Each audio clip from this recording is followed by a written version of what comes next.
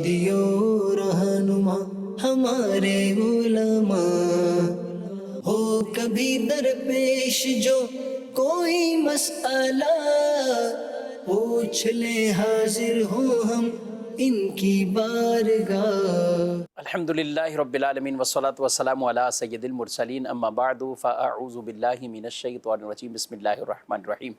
अस्सलातु वस्सलामु अलैका या रसूलल्लाह व अला आलिका व अस्हाबिका या हबीबल्लाह। अस्सलातु वस्सलामु अलैका या नबीयल्लाह व अला आलिका व अस्हाबिका या नूरल्लाह। मदनी चैनल के नाज़रीन, प्रोग्राम दारुल इफ्ता अहले सुन्नत में आपको खुशामदीद कहते हैं, मरहबा कहते हैं। अल्लाह पाक हम सब के इल्म में बरकतें अता फ़रमाए, इल्म नाफ़े की दौलत हम सब को अता फ़रमाए। इब्तिदान दरूद पाक की फ़जीलत हमारे प्यारे रसूल सल्लल्लाहु अलैहि वसल्लम का फ़रमान अज़मत आलिशान है, ज़य्यिनु मजालिसकुम बिस्सलाति अलैया फ़इन्न सलातकुम अलैया नूरुल लकुम यौमल क़ियामा। अपनी मजलिसों को मुझ पर दुरूद पढ़कर आरास्ता करो, खूबसूरत बना लो। तुम्हारा मुझ पर दुरूद पढ़ना क़यामत के दिन तुम्हारे लिए नूर होगा। सल्लु अला हबीब सल्लल्लाहु ताला अला मुहम्मद सल्लल्लाहु अलैहि व आलिहि वसल्लम। सलातन व सलामन अलैका या सय्यदी या रसूल अल्लाह व अला आलिका व अस्हाबिका या हबीबल्लाह। आज के हमारे मेहमान मुफ्ती सज्जाद साहब हैं, हज़रत आपको खुशामदीद कहते हैं। जज़ाकल्लाह। कैसे मिजाज गिरामी? अल्लाह पाक का करम है, शुक्र। माशाल्लाह। बढ़ते हैं हम नाज़रीन के वीडियो सवालात की तरफ, देखते क्या पूछना चाहते हैं। मोहम्मद राशिद अत्तारी अर्ज कर रहा हूँ। मेरा मुफ्ती साहब से सवाल है कि किसी भी आइटम को जो हम फरोख्त करते हैं उस पर नफ़ा किस एतबार से लिए जाए? नफ़े का रेशो। बिस्मिल्लाहिर्रहमानिर्रहीम। अगर शरई एतबार से नफ़े के रेशो की बात की जाए तो शरीयत ने कोई हद या कोई क़ैद नहीं लगाई है कि इतना नफ़ा लेना चाहिए और इतना नहीं लेना चाहिए।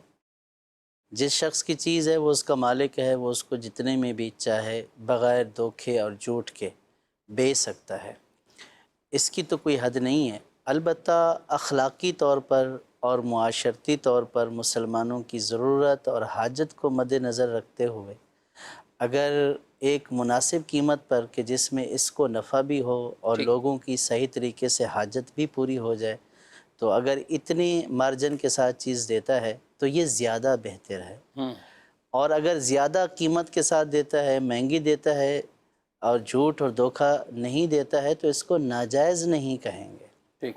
अलबत्ता एक सूरत ये है कि बाज़ चीज़ों के निर्ख मुकर्रर होते हैं गवर्नमेंट की तरफ से, रेट मुकर्रर होते हैं, और अगर उन चीज़ों को उन मुकर्रर रेटों पर ना बेचें तो बाज़ औक़ात छापे पड़ते हैं और फिर कानूनी कार्रवाइयाँ होती हैं, फिर रिश्वत या जेल वग़ैरह इस तरह के मामलात भी हो जाते हैं।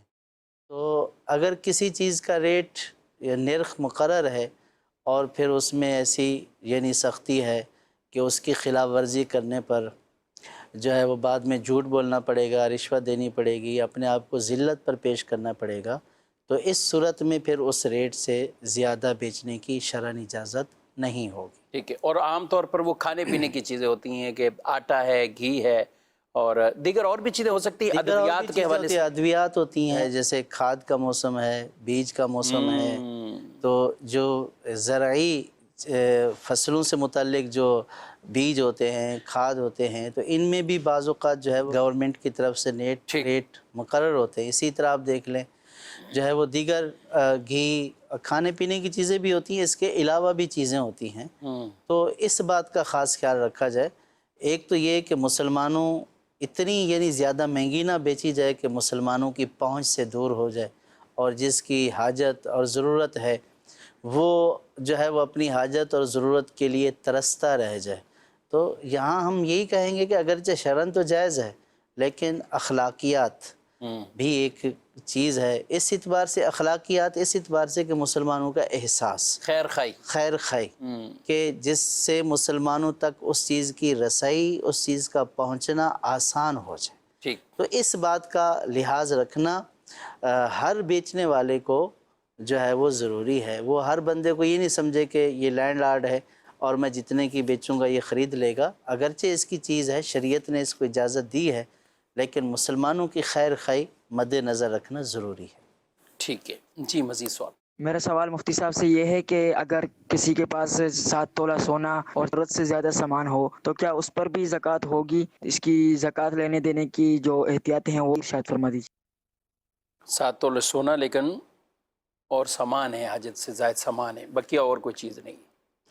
اگر 7 تولے صرف سونا ہے اور اس کے علاوہ کوئی مال زکوٰۃ نہیں ہے اور بھلے سامان جو ہے وہ زائد ضروریات ہے، تب بھی ان پر زکوٰۃ لازم نہیں ہوگی۔ ہاں اگر 7 تولے سونے کے ساتھ کوئی اور مال زکوٰۃ ہے، یعنی نقدی ہے یا مال تجارت ہے یا کوئی کچھ نہ کچھ تھوڑا بہت چاندی کا زیور ہے، تو پھر دونوں مل کر نصاب بن جائیں گے اور دیگر شرائط کے ساتھ زکوٰۃ فرض ہوگی۔ لیکن اگر اور کچھ بھی نہیں ہے تو جو دیگر زائد ضرورت سامان گھر کا ہوتا ہے وہ مال نامی نہیں ہے کہ جو سونے کے ساتھ مل کر جو ہے نصاب بنے، اس لیے اس کا جو ہے وہ زائد مال کا صرف فرق اس صورت میں ہوتا ہے کہ بندہ شریف فقیر نہیں رہتا ہے۔ اگر اتنی مقدار کو پہنچ جائے، نصاب جتنی مقدار کو پہنچ جائے تو ایسا شخص زکوٰۃ لے نہیں سکتا، اس کی وجہ سے زکوٰۃ فرض نہیں ہوتی ہے۔ فرض جو ہے وہ زکوٰۃ، وہ جو زکوٰۃ کے مال ہیں وہ بقدر جب نصاب ہوں گے تو اس پر زکوٰۃ فرض ہوگی۔ ٹھیک ہے، اور عام طور پہ اس کو بھی تھوڑا باریک بینی سے ہی دیکھنا پڑے گا نا کہ یعنی سونے کے ساتھ کچھ زائدہ ضرورت رقم جمع نہ ہو۔ یعنی عام طور پر اگر کہیں کہ کچھ نہ کچھ ایسی چیز جو مال زکوٰۃ میں سے، چاہے چاندی تھوڑی سی ہے یا رقم ہے، وہ موجود ہو تو پھر زائد ضرورت رقم یا چیزوں کو سمجھنے میں بعض اوقات لوگوں کو مشکل پیش ہوتی ہے، یعنی وہ اپنے اعتبار سے جس کو یہ کہہ رہے ہوتے ہیں نا کہ حاجت، بعض اوقات وہ حاجت اور ضرورت سے ایکسٹرا ہوتی ہے۔ ٹھیک ہے، تو اس لیے جب اس طرح کی باریک حد ہو، یعنی کہ جس کے پاس 7 تولے سونا ہے، اب اس کے پاس زائد ضرورت نقدی اگر اس کے پاس موجود ہے، مال تجارت موجود ہے، یا جو ہے وہ کوئی دوسرا مال زکوٰۃ موجود ہے، بعض اوقات پرائز بانڈ ہوتے ہیں، بعض اوقات جو ہے وہ کسی کمپنی میں شیئر ہوتے ہیں، تو وہ اس کو یہ نہیں سمجھ رہے ہوتے کہ یہ بھی مال زکوٰۃ ہے۔ تو ایسی صورت میں کسی ماہر مفتی صاحب کے پاس جا کر ان کو تمام صورتحال بتائی جائے۔ جب فیس ٹو فیس بات کریں گے اور وہ سوالات کریں گے تو اس سے واضح ہو جائے گا کہ اب زکوٰۃ فرض ہو رہی ہے یا نہیں ہو رہی۔ تو صرف یہ ایک اجمالی یعنی کہ ایک عمومی مطلق سوال ہے، بالکل۔ تو اس مطلق سوال کے اوپر ہم کسی متعین شخص کے لیے یہ نہیں کہہ سکتے کہ ان پر زکوٰۃ فرض ہے یا نہیں ہے، اور اس کی مکمل ڈیٹیل اور تفصیل اور زکوٰۃ فرض ہونے یا نہ ہونا یہ اس صورت میں پتہ چلے گا کسی کو جب کہ کسی ماہر مفتی کے پاس بیٹھ کر تمام صورتحال بتائیں گے، تو وہ پھر مختلف سوالات کریں گے، یعنی اس جہت سے کریں گے کہ جس جہت سے زکوٰۃ فرض ہو سکتی ہے، ٹھیک، تو اس میں معاملہ کلیئر ہو جائے گا۔ صحیح، ٹھیک ہے۔ یہ زائد ضرورت رقم، اس کا بھی کوئی معیار ہے یا مقدار ہے کہ کتنی ہوگی؟ اس کی کوئی ہے؟ ضرورت سے زائد کی کوئی معیار نہیں ہے، یعنی اگر کسی کے پاس 10 روپے بھی 100 روپے بھی ہوں تو 100 روپے بھی ہیں تو وہ زائد ضرورت ہوئے، اور وہ اب 7 تولے سونے کے ساتھ وہ نقدی پلس ہو جائے گی۔ یا 2 تولے بھی ہو بالفرض؟ جی، 2 تولے سونا ہے، 1 تولے سونا ہے، مال زکوٰۃ ہے، نصاب سے کم ہے، تو پھر یہ دیکھا جاتا ہے کہ کوئی دوسرا مال ہے زکوٰۃ والا جس پر زکوٰۃ فرض ہوتی ہے۔ اگر ایک کم ہو رہا ہے تو پھر دوسرا بھی اگرچہ تھوڑا ہو تو پھر دونوں کو ملا کر دیکھا جاتا ہے۔ ٹھیک، دونوں کو ملانے سے اگر نصاب مکمل ہو رہا ہو تو بھی زکوٰۃ پھر فرض ہوتی ہے شرائط کے ساتھ۔ ٹھیک ہے۔ ناظرین کرام، اس سلسلے میں اگر پھر بھی کسی کو سمجھنے میں ظاہر ہے مسائل ہیں اور ہر ایک کی اپنی ضروریات بھی مختلف ہوتی ہیں، تو کون سی چیز اس کی ضرورت سے زائد اسے کہا جائے گا؟ جو آپ نے سامان کا کہا، تو جہیز کا جو سامان ہے، گھر پہ جو زائد ضرورت سامان ہے، اس پر زکوٰۃ نہیں۔ سامان مال تجارت کی صورت میں ہوتا ہے تو اس پر وہ زکوٰۃ ہوتی ہے، لیکن جو عام طور پہ بعض لوگ سجاد صاحب یہ بھی سمجھتے ہیں پورا سال جو استعمال نہیں ہوا تو اب تو اس کی دینی پڑے گی، ان کپڑوں کی، ان بستروں کی، ان برتنوں کی جو جہیز میں لے کر آئیں یا جہیز گھر کے اندر نئے پڑے ہوئے بالکل پورا سال استعمال نہیں کیے، پھر دینی پڑے گی زکوٰۃ ان کی۔ جو زائد ضرورت سامان ہے تو اس پر زکوٰۃ نہیں ہے۔ میں نے جیسے پہلے عرض کیا ہے کہ وہ زکوٰۃ کا جو شریعت نے مال ذکر کی ہیں، بنیادی چیز ہے مال نامی ہونا، یعنی بڑھنے والا مال، اور وہ شریعت نے متعین کر دیے۔ جو ضرورت والا سامان ہوتا ہے اگرچہ وہ استعمال میں نہیں ہے، اس پر زکوٰۃ نہیں ہوگی۔ اس میں بھی 2 طرح کے لوگ ہوتے ہیں، ایک تو وہ ہوتے ہیں کہ جن کو زیادہ ضرورت کا پتہ ہی نہیں ہوتا، ایک وہ ہوتے ہیں کہ جنہوں نے کچھ مسائل سنے ہوئے ہوتے ہیں، تو وہ پھر برتنوں، بستروں، کپڑوں پر بھی کنفیوز ہو رہے ہوتے ہیں، پتہ نہیں اس پر بھی ہے یا نہیں۔ تو یہ یاد رکھیں کہ زکوٰۃ صرف اموال زکوٰۃ، یعنی جو زکوٰۃ کے مال شریعت نے مقرر کر دی ہیں کہ سونا ہے، چاندی ہے، نقدی ہے، مال تجارت ہے، اور پھر جو ہے وہ نقدی کی اجناس جنسیں جو ہیں وہ مختلف صورتیں ہیں، تو بس ان کے اوپر اور زکوٰۃ ہے، ان کے علاوہ کسی پر نہیں۔ جانور بھی ہیں، سائمہ جانور جن کو چرائی کے جانور کہا جاتا ہے، تو یہ چیزیں ہیں جن پر شریعت نے جو ہے وہ زکوٰۃ فرض کی ہے جب کہ وہ نصاب کی مقدار کو پہنچتے ہوں اور دیگر شرائط پائی جائیں۔ باقی اس کے علاوہ جو چیزیں ہیں ان کے اوپر زکوٰۃ نہیں ہوگی۔ ٹھیک ہے۔ اچھا، جس کو زکوٰۃ دے رہے ہیں اس کے حوالے سے فرق ہو سکتا ہے، یعنی جس کو ہم شرعی فقیر کہتے ہیں، جو مستحق زکوٰۃ ہے، تو اس کی چیزوں کو جب شمار کرتے ہیں تو اس میں پھر زائدہ ضرورت چاہے سامان کی صورت میں ہو یا کسی طرح، وہ سب ملا کر بھی اگر وہ نصاب کا مالک بنتا ہے تو وہاں پر اس چیز کا خیال کیا جاتا ہے کہ وہ نصاب تک پہنچ جاتے ہیں یا وہ نصاب کا مالک نہیں بنتا۔ لیکن جو زکوٰۃ نکالنے والا ہے تو وہ اپنے سامان یعنی سونا، چاندی، پرائز بانڈ، کرنسی وغیرہ، جو بھی مال تجارت، سونا، چاندی، کرنسی، پرائز بانڈ، کسی بھی ملک کی کرنسی ہے، اور پرائز بانڈ اور مال تجارت، یہ سامان۔ اسی طرح ساتھ آگے جو قسم ہے چھٹی، جانوروں کے حوالے سے چرائی پر چھوٹے ہوئے جانور جن کا سال کا اکثر حصہ وہ ایسے ہی جاتے ہیں اور وہ ان کو باقاعدہ کوئی چارہ ڈالا نہیں جاتا خرید کر، ان کے لیے کوئی چیزیں فکس یوں اہتمام نہیں ہوتا، بلکہ وہ مختلف جگہوں سے چر کر اپنا ان کا گزر ہوتا ہے، تو ان کے بھی خاص نصاب ہیں، بکریاں کس حد تک پہنچیں اور گائیں وغیرہ، تو یوں ان کے وہ نصاب ایک الگ ٹاپک ہے۔ جن کے پاس ایسے ہیں جانور بالخصوص اس کیفیت کے ساتھ کہ وہ ان کے چرائی پر چھوٹے رہتے ہیں، عام طور پہ ہم آج کل دیکھتے ہیں جو بھی جانور پالتے ہیں تو وہ اس کا اہتمام کرتے ہیں، چارہ خود خریدتے ہیں یا اپنا اگاتے ہیں اور فصلوں سے اگا کر لا کر انہیں کھلاتے ہیں، یوں ان کو بڑا کرتے ہیں، آگے ان کے بچے یہ وہ، تو یہ مال تجارت کے طور پر اگر ہو تو پھر ایک الگ یہ ہو جائے گا کہ جو قربانی کے لیے کیٹل فارم باقاعدہ لوگ خریدتے ہی اس نیت سے کہ ان کو ہم نے بیچنا ہے، ان میں پھر فرق آئے گا ان کے جو بھی مال تجارت کے حوالے سے ہیں، لیکن نارمل وہی چرائی کے چھوٹے ہوئے جو ہیں۔ تو اس حوالے سے اگر کسی کو مزید بھی جو کنفیوژن ہو اپنے اموال زکوٰۃ کے حوالے سے، تو دارالفتہ سنت کا نمبر صبح 10 بجے سے لے کر 4 بجے تک آن ہوتا ہے، آپ اس نمبر پر، اس سروس پر آپ فون کر کے براہ راست دارالفتہ میں موجود جو بھی مفتی صاحب، عالم صاحب ہیں، انشاءاللہ آپ کی رہنمائی کریں گے۔ آپ کو کوئی ابہام ہے، کوئی بھی اس طرح کی چیز ہے جس میں کوئی مزید وضاحت لینی ظاہر ہوتی ہیں، تو آپ فون پر رابطہ کیا کریں تو انشاءاللہ تسلی بخش آپ کو جواب بھی مل جائے گا۔ مزید سوال؟ تو مفتی صاحب کی بارگاہ میں سوال عرض یہ ہے کہ یہ جو سونا ہم عورتیں گھر میں پہنتی ہیں، بے شک 7 تولے سے زائد ہے یا کم ہے، اس پر بھی زکوٰۃ لازم ہوگی؟ جی سجاد صاحب۔ ایک عوام الناس میں، عام لوگوں میں ایک کنفیوژن یہ بھی پائی جاتی ہے، یا یہ بات ایک مشہور ہے اور غلط مشہور ہے، کہ جو زیور پہننے والا ہوتا ہے اس کی زکوٰۃ نہیں ہوتی ہے۔ یہ بات درست نہیں ہے، زیور چاہے پہننے والا ہو یا پہننے والا نہ ہو، اگر بقدر نصاب ہے، یعنی نصاب کی مقدار جتنا ہے، تو اس کے اوپر زکوٰۃ فرض ہوگی۔ ٹھیک ہے، کچھ میسیج بھی شامل کر لیتے ہیں۔ زوال کے وقت، دوپہر میں زوال کے وقت نماز جنازہ ادا کر سکتے ہیں؟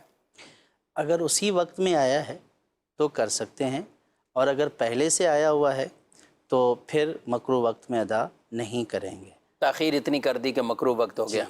پہلے سے آیا ہوا اور تاخیر کر دی، اب مکروہ وقت میں پڑھ لیں تو اس کی اجازت نہیں ہوگی، اور بہتر یہ ہے کہ زوال کا وقت گزر جائے اس کے بعد ادا کریں۔ ٹھیک ہے، مکروہ فرمایا یعنی سے۔ اچھا جی، دوسرا ایک اور سوال ہے کہ اپنے بچوں کی امی کو الگ گھر لے کر دینے کے حوالے سے کیا حکم ہے؟ دیکھیں، اس میں شریعت کے مختلف احکام ہیں۔ ویسے تو اچھی بات ہے کہ بندہ جو ہے وہ اپنے بچوں کی امی کو گھر خرید کر دے، ایک تو ویسے خرید کر دینا، اور ایک ہے شرعی تقاضا، یعنی اگر کوئی مطالبہ کرے کہ بھئی مجھے الگ گھر میں رکھنا ہے تو کیا اس کو کتنا گھر ہونا چاہیے اور کتنا یعنی شرعن کفایت کرے؟ یعنی عام طور پہ لوگ ڈیمانڈ کرتے ہیں کہ رشتے کے وقت یا جو بھی ہے کہ الگ گھر، اچھا شادی ہو بھی گئی، جوائنٹ فیملی سب رہ رہے ہیں، لیکن ظاہر ہے پھر مسائل ہوتے ہیں بعض، تو اس کی وجہ سے بھی ایک مطالبہ تھا کہ مجھے الگ گھر لے کے دیا جائے۔ جو شریعت نے مقرر کیا ہے یعنی رہائش کے لیے جو عورت کو دینا ہے، مرد پر واجب ہے، وہ تو صرف اتنا ہے کہ ایک الگ سے کمرہ ہو جس کا کھولنا بند کرنا الگ سے ہو، اور کچن اور اس کا ایک چھوٹا سا سائن ہو۔ تو یہ جو ہے وہ شرعی اعتبار سے اگر کوئی اتنا بھی دے دیتا ہے تو یہ کفایت کرے گا، یعنی جو اس کے اوپر شرعاً لازم ہے وہ مطالبہ اس سے ختم ہو جائے گا۔ اب اگر کوئی یہ کہے کہ مجھے الگ لا کر دیں، یعنی کسی کو اتنا دے دیا کہ الگ سے کمرہ ہے، الگ سے کچن ہے اور وہ اس کو کفایت کرتا ہے، تو مطالبہ تو شرعی مطالبہ تو یہاں تک پورا ہو۔ اس کے علاوہ الگ سے لے کر دینا اگر استطاعت ہے تو لے کر دینے میں کوئی حرج نہیں ہے، لیکن سامنے والا یہ مطالبہ نہیں کر سکتا ہے کہ یہ مجھے دینا ہی دینا ہے، یا اس مطالبے کی وجہ سے ناراضگی یا اس مطالبے کی وجہ سے گھر سے روٹ کر چلا جانا یہ شرعاً درست نہیں ہوگا۔ ٹھیک ہے، ویسے عام طور پہ شوہر کوئی لیتے ہیں تو وہ بیوی کے نام کر دیتے ہیں، یعنی گھر اگر ہم عام روٹین بھی دیکھیں تو اس میں کوئی شرعی والے سے پیچیدگیاں بھی ہو سکتی ہیں آگے جا کر مسائل میں؟ اس کے دو پہلو ہوتے ہیں، ایک قانونی پہلو ہوتا ہے، عام طور پر قانونی پہلوؤں کی وجہ سے لوگ کرتے ہیں، اور دوسرا شرعی پہلو بھی ہو سکتا ہے۔ اگر نام کرانے سے مقصود ان کا اپنی زوجہ کو ہبہ کرنا ہے، یعنی تحفہ کرنا ہے یا گفٹ دینا ہے، صحیح، تو اس صورت میں نام کرا دینے سے گفٹ نہیں ہوگا، بلکہ اس کے اوپر مکمل قبضہ بھی دینا ہوگا، شرعی قبضہ جو ہے وہ دینا ہوگا۔ تو اس صورت میں جس کو دیا گیا ہے، جس خاتون کو، وہ اس مکان کی مالک ہو جائیں گی۔ اگر شرعی قبضہ نہیں دیا ہے تو پھر وہ ان کی ملکیت میں نہیں آئے گا۔ تیسری بات یہ ہے کہ اگر دینا مقصود نہیں ہے، یعنی اپنی زوجہ کو دینا مقصود نہیں ہے، بلکہ جو ہے وہ صرف قانونی تقاضے کے لیے، تو یہاں پہ پھر آگے چل کر مسائل یوں آ سکتے ہیں کہ جب زوجہ کے نام پر ہوگا تو وہ اپنے آپ کو اس کی مالک سمجھیں گی، یہ میرے نام پر ہے، اور اس طرح کے دارالفتہ میں کئی مسائل اس آتے طرح کے ہیں۔ کئی مسائل آتے ہیں، تو پھر اس میں جو ہے وہ شرعی اعتبار سے مسائل ہو جائیں گے، کیونکہ اگر ملکیت اس کی تصور کی جائے، شوہر کی تصور کی جائے، تو پھر اس کے ورثاء کو دیکھا جائے گا۔ اگر اس کے والدین زندہ ہیں تو والدین کا بھی حصہ بنے گا، اور اگر یہ بیوی کی ملکیت ہوگا تو وہ تو پھر بیوی یہ کہے گی کہ میں تو زندہ ہوں، میں تو زندہ ہوں، ان کے والدین کا کہاں سے حصہ ہے۔ تو یہ یوں وراثت کے اعتبار سے شرعی مسائل ہو سکتے ہیں بعض ان ورثاء کے لیے کہ جو شوہر کے تو ورثاء ہیں لیکن بیوی کے ورثاء میں ان کا شمار نہیں، جیسے میں نے کہا شوہر کے والدین، تو اس میں پھر مسائل آگے جو ہے وہ قانونی طور پر پیچیدگیاں آتی ہیں، شرعی اعتبار طور سے پر بھی اس آتی کا تعین کرنا مشکل ہو جاتا ہے۔ یعنی مشکل تو یوں نہیں ہے کہ مسئلہ تو واضح ہے، بتا دیا جاتا ہے، لیکن اس کو نافذ کرنا، پھر آپس میں ایسی نا اتفاقیاں ہو جاتی ہیں، اور والدہ یا جو بھی اہلیاں ان کی ہوتی ہیں وہ چاہ رہی ہوتی کہ میری مرضی سے تقسیم ہو۔ اچھا، بعض کا سوال بھی یہی آتا ہے کہ والدہ کے نام مکان ہے اور والدہ حیات ہیں، والدہ چاہتی ہیں کہ سب میں تقسیم ہو جائے، کیسے تقسیم کریں گے؟ اب یہاں فتویٰ جواب زندگی میں تقسیم کے حوالے سے ہے، لیکن جب تھوڑی سی اسے ڈیٹیل لیں کہ بھئی ان کا مکان ہے، ان کی ملکیت ہے، کیسے ہیں، تو پتہ یہی لگتا ہے کہ والد نے ان کے نام پہ کروایا ہوا تھا۔ اس میں اور بھی آگے مسائل آتے ہیں، بالفرض اگر وہ وقف کرنا چاہتی ہیں تو یہاں پہ بھی مسئلہ آتا ہے، ٹھیک ہے، بیچنا چاہتی ہیں تو بعض اوقات بعض ورثاء فوت بھی ہو چکے ہوتے ہیں، تو یہاں پر بھی جو ہے وہ مسئلہ آتا ہے۔ بعض اوقات جو ہے وہ ایسا تصرف کرنا چاہ رہی ہوتی ہیں کہ جو تصرف مالک کو ہی اس کی اجازت ہوتی ہے اور کوئی دوسرا نہیں کر سکتا، یعنی اگر بالفرض شوہر کا مکان ہے، ملکیت شوہر کی ہے، تو اس کا انتقال ہو گیا تو زوجہ کا تو ایک مخصوص حصہ ہے، اولاد ہے تو اس کو 8واں حصہ ملے گا، اب وہ 8ویں حصے میں تو تصرف کر سکتی ہے۔ اب اگر وہ اس سے زیادہ تصرف کرنا چاہتی ہے تو ظاہر ہے کہ شرعاً بھی یہ ناجائز ہے۔ تو بہت سارے معاملات آگے آتے ہیں جن میں یہ دیکھنا پڑتا ہے کہ اصل مالک کون ہے۔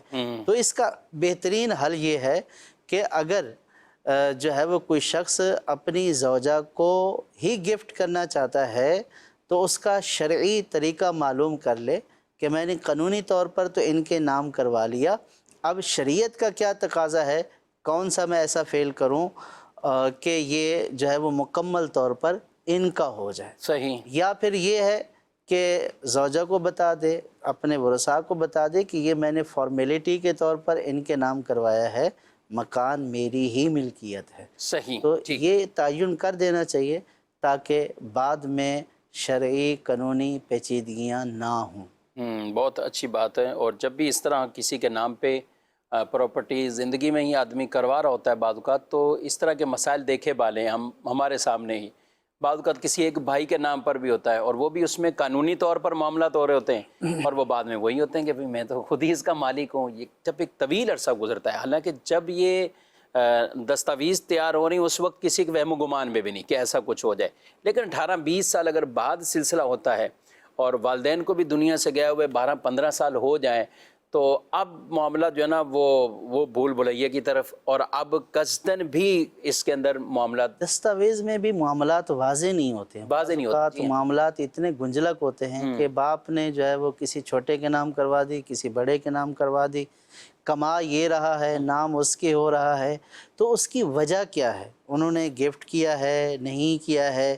تو جب کوئی معاملہ کیا جا رہا ہے، بالخصوص اس طرح کے جو معاملات ہیں، اس کو اس وقت خاندان میں بالکل واضح کر دینا چاہیے، بلکہ اگر ہو سکے تو اس کی کوئی تحریری دستاویز بنا لینی چاہیے کہ کل اگر اس کا انتقال بھی ہو جائے تو اس تحریر سے یہ واضح ہو، اور اس تحریر کو کسی مفتی صاحب سے چیک کروا لینا چاہیے کہ جو میں نے لکھا ہے اس میں شرعی اعتبار سے تو کوئی غلطی نہیں ہے۔ پھر بہنوں کے حصے رہ جاتے ہیں، پھر دیگر بھائی محروم ہو جاتے ہیں، اور اس سے جو آگے دشمنیاں چلتی ہیں، یہ بڑے یعنی کہ عجیب و غریب معاملات ہوتے ہیں۔ پھر جس کے نام ہوتا ہے اس کو بھی خوف خدا نہیں ہوتا کہ بھی میرے نام ہے تو میں ہی کوئی شریعت کا مسئلہ پوچھ لوں، کل میں نے بھی مرنا ہے، جواب دہ ہونا ہے، تو اس کو کوئی فکر نہیں ہوتی ہے۔ تو جس کے نام ہے یا جس کے نام نہیں ہے، یہ شرعی مسئلہ ہے، وراثت کا مسئلہ ہے یا گفٹ کا مسئلہ ہے، تو اس کو جو شریعت کے ماہرین ہیں ان سے حل کروانا چاہیے۔ بعض لوگ جو ہے وہ اس کو قانونی کارروائیوں میں چلے جاتے ہیں جس میں کثیر سرمایہ ضائع کر دیتے ہیں، اور جو ہے وہ طرح طرح کے مشورے ان کو قانونی ماہرین دے رہے ہوتے ہیں کہ یہ کر لو، اب یہ کر لو، اب یہ کر لو، جس سے کثیر سرمایہ بھی ضائع ہو جاتا ہے اور کسی کے ہاتھ میں بھی کچھ نہیں آتا۔ تو اس لیے یہ وراثت کے، گفٹ کے، وصیت کے، یہ سارے شرعی مسائل ہیں، ان کی شرعی رہنمائی پہلے لینی چاہیے، اور پھر خود بھی معلومات نہیں لینی چاہیے بلکہ تمام ورثاء کے ساتھ آ کر یہ رہنمائی لینی چاہیے تاکہ سب کے سامنے ہو جائے۔ ورنہ دوسرا اس کا پہلو کیا ہوتا ہے، ایک بندہ جیسے ہم سے پوچھ رہا ہوتا ہے تو آپ کو تو اس کا تجربہ ہے کہ ہم اس کا جواب عام طور پر دیتے نہیں ہیں، ہمیں پتہ چل جاتا ہے کہ یہ متنازع مسئلہ ہے، لیکن اس کا حل کوئی نہیں ہوتا۔ اگر کسی نے ایسے ہی اجمالی طور پر آپ سے پوچھ لیا اور آپ نے اجمالی طور پر بھروسہ کرتے ہوئے جواب بھی دے دیا، تو وہ یہ کہے گا کہ فلاں مفتی صاحب تو جو ہے وہ یوں کہہ رہے ہیں، دوسرا کہے گا میں اپنے مفتی صاحب سے پوچھوں گا، اور وہ سوال مختلف بتائے گا تو جواب بھی مختلف آئے گا۔ پھر بولیں گے کیا؟ پھر بولیں گے کہ یہ مولانا حضرات لڑا رہے ہیں۔ مولانا حضرات نے لڑایا نہیں ہے، بلکہ آپ جب 10 سوال کریں گے تو 10 کے مختلف جوابات آئیں گے۔ اگر سوال ایک ہے اور پھر جواب مختلف آ رہے ہیں تو پھر یہ کہا جا سکتا ہے کہ کسی نے لا علمی کی وجہ سے جواب دے دیا۔ اگر آپ کے سوال ہی 10 ہیں، 10 لوگوں کے 10 سوال ہیں تو پھر ان کے مختلف 10 جواب ہی آئیں گے۔ تو اس لیے ایک بندے کو بڑا بنانا چاہیے، دیگر ساتھ ہونے چاہیے، اور جو ہے وصیت کے، ہبہ کے یعنی گفٹ کے اور وراثت کے مسائل یوں جو ہے وہ حل کروانے چاہیے۔ سبحان اللہ۔ اور اس لکھت پڑھت میں اور یہ کوئی بات کرنے میں کوئی کسی طرح کا مذائقہ بھی نہیں ہونا چاہیے۔ بھائیوں کو بھی جو بھی قرآن پاک میں پوری آیت مداینہ قرض کے لین دین سے متعلق اللہ پاک نے واضح طور پر یعنی قرآن کی الفاظ کے اعتبار سے سب سے بڑی آیت وہ آیت مداینہ ہے کہ جب قرض دو کسی ایک خاص مدت کے لیے تو اسے لکھ لو. اب اس کے پورے احکامات ہیں، نہیں لکھ سکے تو کوئی اور کاتب ڈھونڈ لو لکھنے والا. اس زمانے میں ہر جگہ نہیں ہوتا تھا، اور اگر پھر بھی نہیں ہے تو کوئی گواہ بنا لو تاکہ کسی کا بھی مال اس طرح وہ ضبط نہ ہو، دب نہ جائے. تو یہ پورے احکامات اس میں، تو کسی کو اگر لکھت پڑھت کا کہا بھی جائے ہونا وہی چاہیے جو شریعت کے مطابق ہے، لیکن ایسا نہ ہو کسی کے ساتھ زیادتی ہو جائے. بعض اوقات کئی ایسے افراد ہیں جو بیرون ملک ہوتے ہیں یا اپنے شہر سے کسی اور شہر میں ہوتے ہیں. سجاد صاحب ان کا ٹوٹل اعتماد اپنے شہر سے کسی یا بھائی پر یا کسی پر بھی، ٹھیک ہے فیملی کے ہیں مدن، لیکن اس طرح کے بھی کیس ہم نے دارالفتہ میں ڈیل تو کیے ہیں. اب وہ پورا 20 سال اس نے بیرون ملک گزارے ہیں، جو کچھ کمایا اپنے ملک بھیجا، یا پراپرٹی لے لیں یہ لے لیں. نتیجہ یوں نکلا کہ بھائی کا کہنا ہے کہ بھائی میں نے تو اپنے طور پہ کہ میں وہاں ہوں، یہاں کوئی قانونی مسئلہ ہوتا ہے تو بھئی اس کو اس کے نام کر دیں یا اس کے کر دیں، آپ یہاں موجود ہیں تو آپ دیکھ لیں گے. لیکن بعد میں خود ہی انہوں نے دعوی ملکیت کا کر دیا. اب یہ اس طرح کے جو یعنی 20-25 سال کے بعد وہ واپسی لوٹ رہا ہے اپنے ملک کے اندر، اس کے ذہن و گمان میں کہ میرا پورا ایک کوئی گھر بن گیا ہے، اور گھر ہے باقاعدہ ہے، اتنا اماؤنٹ اس نے بھیجا ہوا ہے، قسطیں وہ اتار رہا ہے، لیکن ادھر اس کو کسی اور نے اپنے نام پہ کروایا ہوا ہے. اب وہ ہیں بھائی لیکن اب جدائی ہے. اس کا دیکھیں جو آیت مداینہ آپ نے فرمائی ہے تو اس کا حکم تو زیادہ سے زیادہ استحباب ہے، یعنی مستحب ہے.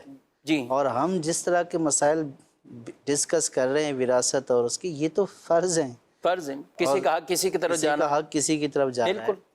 تو اس کو تو زیادہ لکھنے کی ضرورت ہے. اچھا یہ معاملات جب پیسہ لے دے رہے ہیں نا، اس وقت واضح طور پر اصل میں اس وقت ہوتا ہے شرما شرمی والا معاملہ کہ میں کیا بولوں گا، گھر والے کیا سمجھیں گے.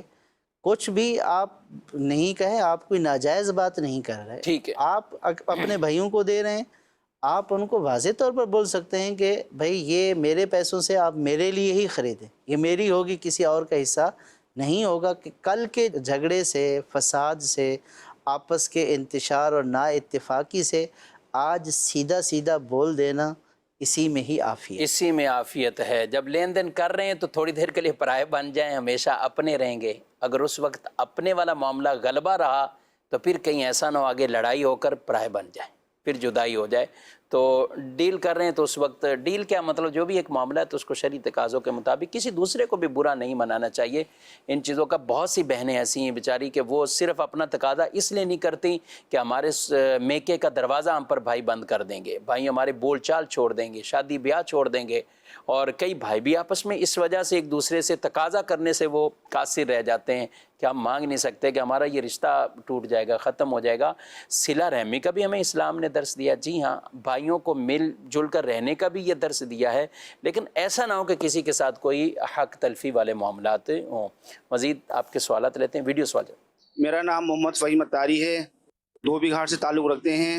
تو یہاں پہ دھوبی گھاٹ میں اکثر یہ ہوتا ہے کہ ہم لوگ جب کپڑے لینے جاتے ہیں گراہک سے تو اس میں کپڑوں کے اندر کسی کے پیسے نکل جاتے ہیں.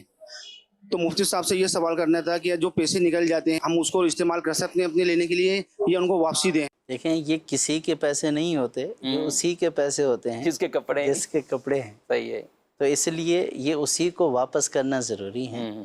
یہ کوئی تحفہ نہیں ہے، ٹھیک ہے، وہ بھول گیا ہے تو یہ اس کی ملکیت ہے، اس کی اجازت کے بغیر اس کو استعمال کرنا شرعاً ناجائز و حرام ہے. تو جس کو ملے ہیں جس کے کپڑے سے تو دیانت داری کے ساتھ ان کو واپس کر دیں. ٹھیک ہے. دو دیں ایسے ہی کپڑے میں اور نوٹ وغیرہ وہ گئے، اس میں بھی کوئی ان پہ مسئلہ آئے گا؟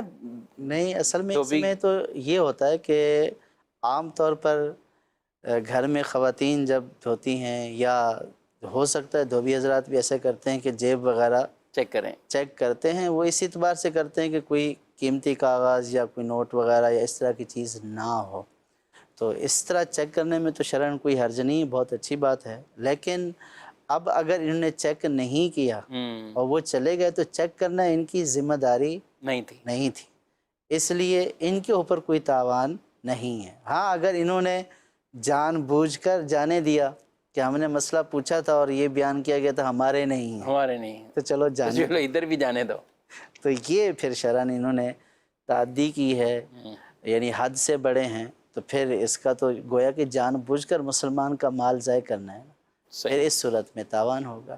ٹھیک ہے، ایک سوال اسی طرح کا ہی ہے کہ کسی کے پیسے چاہے چوری ہوں یا غصب کیے ہوں، کسی طرح بھی آ گئے ہمارے پاس، اب اسے واپسی کرنا ہے تو کیا تحفہ کہہ کر یا ویسے ہی بغیر کچھ کہہ کے کس طرح کوئی صورت ہو سکتی ہے؟ کسی کا مال اگر ہمارے پاس آ گیا ہے اور خدا نخواستہ وہ غلط طریقے سے آیا ہے تو اصل مالک تک پہنچانا ضروری ہے۔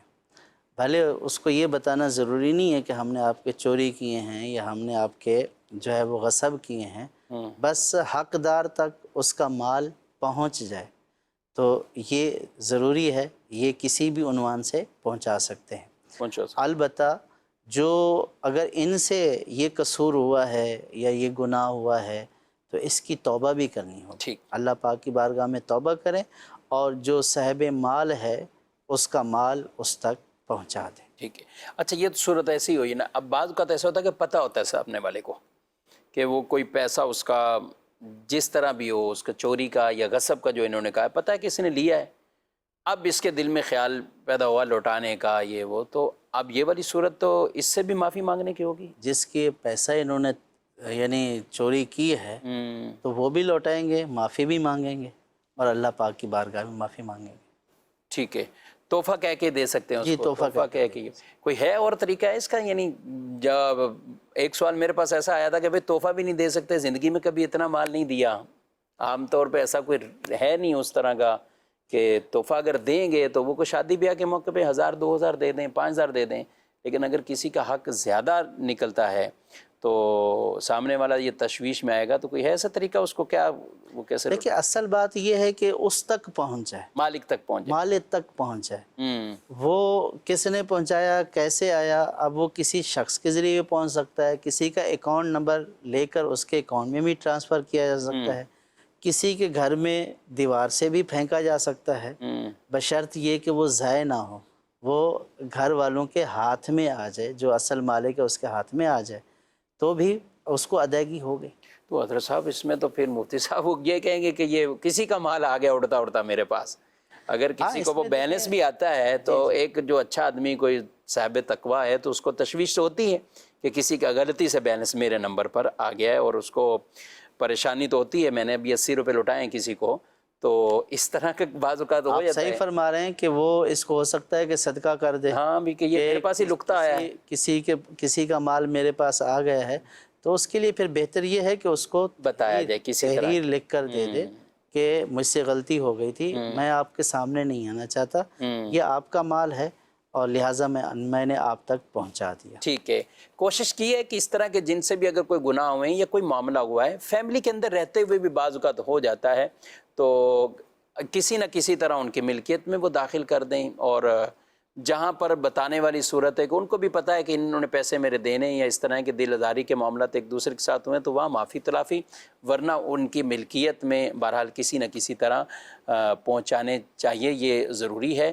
مقصود یہی ہے کہ تحفہ کہہ کر دیں، ویسے کسی طرح دیں، ان کو پتہ چل جائے کہ یہ میرا مال ہے اور میرے پاس آ گیا ہے، وہ ذریعہ کوئی سا بھی ایسا اختیار کر لیا جائے تاکہ دنیا کے اندر ہی یہ مالی معاملہ ہے تو یہ رفع دفع ہو جائے، کہیں ایسا نہ ہو کہ ابھی شرما حضوری میں یہ بندہ نہیں کہہ رہا اور آخرت میں اپنے اوپر یہ وبال لے کر جاتا ہے تو پھر جواب دینا مشکل ترین ہو جائے گا۔ تو اس لیے دنیا کے اس طرح کے معاملات کسی کے ساتھ بھی ہیں تو وہ دنیا کے اندر ہی آدمی کو ختم کروا لینے چاہیے، بالخصوص یہ مالی معاملات میں۔ سوال ہے کہ ٹھیکے پر لی ہوئی زمین کی فصل کا عشر وہ کتنا بنتا ہے، کیا طریقہ کار ہے، کون دے گا؟ ٹھیکے پر لی ہوئی زمین کا عشر نہیں ہوتا ہے، اور وہ گویا کہ کرائے پر لی ہوئی ہوتی ہے، یعنی جس کی زمین ہے اس پر اس کا کوئی عشر نہیں ہے، اس پر نہیں، جو فصل اگا رہا ہے تو اس پر عشر ہوگا۔ ٹھیک ہے، ٹھیکے والا جس نے اپنی زمین دے دی اور ایک اماؤنٹ لے رہا ہے، جی، وہ اگر نصاب کو ہے یا دیگر معاملات اس پہ زکوٰۃ دے گا، جی، لیکن اس فصل سے اس کا کوئی تعلق نہیں، جو فصل اگا رہا ہے وہ فصل والا اس کا عشر ادا کرے گا، اور کتنا 10واں اب یا اس میں پانی کے اعتبار سے اگر پانی فری کا ہے تو عشر یعنی 10واں، ٹوٹل فصل کا 10واں، اور اگر پانی فری کا نہیں ہے اور زیادہ پانی جو ہے وہ خرچہ کر کے اور محنت اور مشقت سے لیا جاتا ہے تو پھر اس صورت میں نصف عشر یعنی 20واں حصہ 20واں حصہ. جی. ٹھیک ہے. مزید سوال. میرا نام شایان ہے. میرا مفتی صاحب سے یہ سوال ہے، مسجد میں بیٹھ کے قرآن پاک پڑھ رہے ہوتے ہیں تو ہم وہیں سے ہی چپلیں ہاتھوں میں اٹھا کے اور جو نا جا رہے ہوتے ہیں، تو یہ چپلیں لے کے جانا کیسا صحیح ہے یا غلط ہے؟ ٹھیک.